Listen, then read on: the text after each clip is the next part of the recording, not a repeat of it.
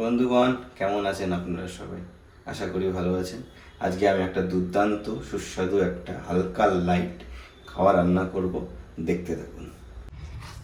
তেল গরম হয়ে গেছে, দেখি। হ্যাঁ, এবার দিয়ে দেবো একটু জিরা ফোড়নে। আলুগুলো ভালো করে ভেজে নিই।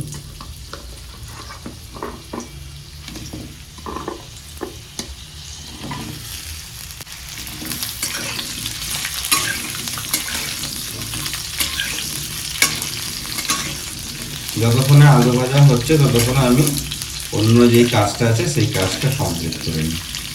বন্ধুগণ, আলুটা ভাজা ভাজা হয়ে গেছে ভালোই, ঠিক আছে। এবার এর মধ্যে আমি দিয়ে দেবো কিছু কাঁচা কলা আর একটা কাঁচা লঙ্কা। এবার ভালো করে এগুলোকে একটু ভেজে নেব।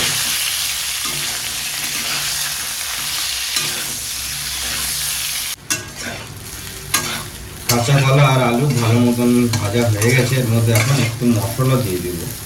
মশলা প্রথমে একটু মশলা দেবো হচ্ছে, প্রথমে দেবো একটু হলুদ, আর একটু দেবো এটা হচ্ছে জিরের গুঁড়ো, ভাজা জিরের গুঁড়ো।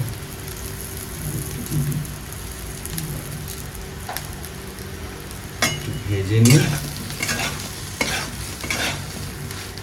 ভালো করে, একটু ভেজে তারপরে মশলাটাকে একটু জল দিয়ে কষাবো। এবার এর মধ্যে একটু জল দিয়ে দিই, জল দিয়ে ভালো করে কষাবো। জল না দিলে কি হবে, মশলাটা পুড়ে যাবে। এজন্য জল দিয়ে কষানো খুব দরকার।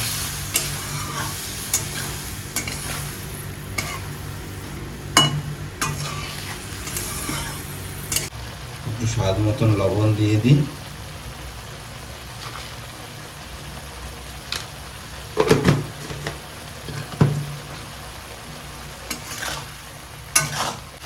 যখন মশলাটা কষানো হবে তখন কিন্তু হালকা আছে কমানো হবে, মিডিয়াম আছে, মিডিয়াম ফ্লেমে। হাই ফ্লেমে ভালো করে কষানো যায় না, জলটা তাড়াতাড়ি শুকিয়ে যাবে আর কষাটা ভালো মতন কষবে না।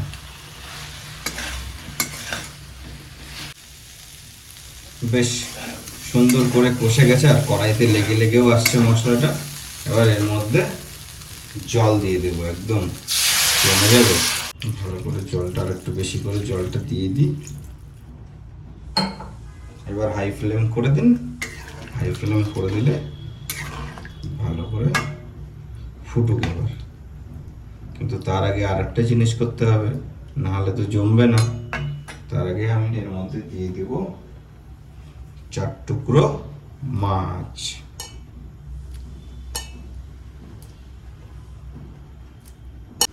এবার মাছগুলো দিয়ে ছেড়ে দিন।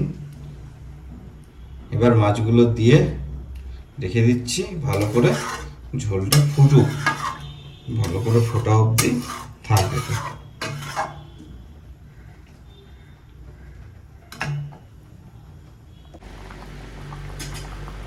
ঝোলটা ভালো করে ফুটছে, ফুটে নিক।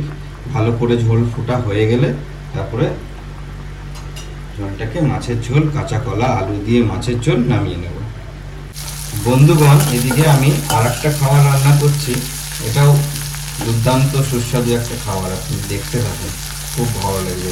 এই পদ্ধতিতে আমি এখন করব, এই পদ্ধতিতে হয়তো আপনারা খেয়েছেন কিনা জানি না, দেখতে থাকুন আর এইভাবে করে দেখুন। সময়ও বাঁচবে আর খুব ভালোও লাগবে খেতে। আগে ভালো করে পেঁয়াজ, এর মধ্যে একটু পাঁচফোড়ন দিয়ে নিয়েছি, তার মধ্যে পেঁয়াজ লঙ্কা ভালো করে ভাজা করছি। পেঁয়াজটা প্রায় ভালোই ভাজা ভাজা হয়ে এসেছে। এবার এর মধ্যে দিয়ে দেবো আসল জিনিস। আসল জিনিসটা হলো বন্ধুগণ, এই দেখুন ডাল। এই ডালটা দিয়ে দেবো এর মধ্যে। এবার এটাকে ভালো করে একটু ভেজে নেব। ভাজার আগে এর মধ্যে দিয়ে দেবো একটু হলুদ। হলুদ দিয়ে দিলাম, একটু স্বাদ মতো লবণ দিয়ে দেব।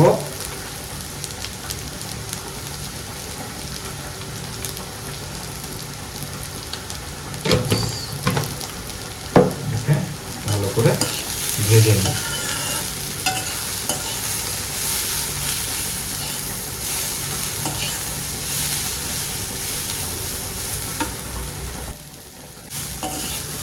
খুব একটা শর্টকাট ভালো রেসিপি। ডালটা একটু ভাজা ভাজা হয়ে গেছে, ঠিক আছে, আর আমার হাতে বেশি সময়ও নেই। আমি এর মধ্যে দিয়ে দেবো জল।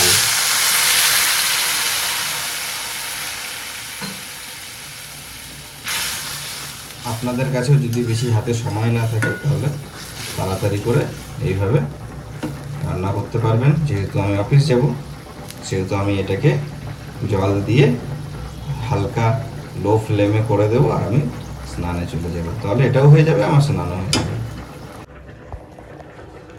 তাহলে এদিকে ডালটা হোক, আর এখানে আমি প্রায় কাঁচা কলার তরকারিটা হয়েই গেছে। আমি এটাকে বন্ধ করে দেব। বন্ধুগণ, এই দেখুন ডাল চচ্চড়ি হয়ে গেছে। আমি এটার নাম দিয়েছি ডাল চচ্চড়ি। এটা একদম মাখা মাখা ঘন ঘন হবে। আর এখানে আমি করে নিয়েছি, দেখালামই আপনাদের, কাঁচা কলা দিয়ে মাছের ঝোল। আর এখানে আছে আমার ভাত।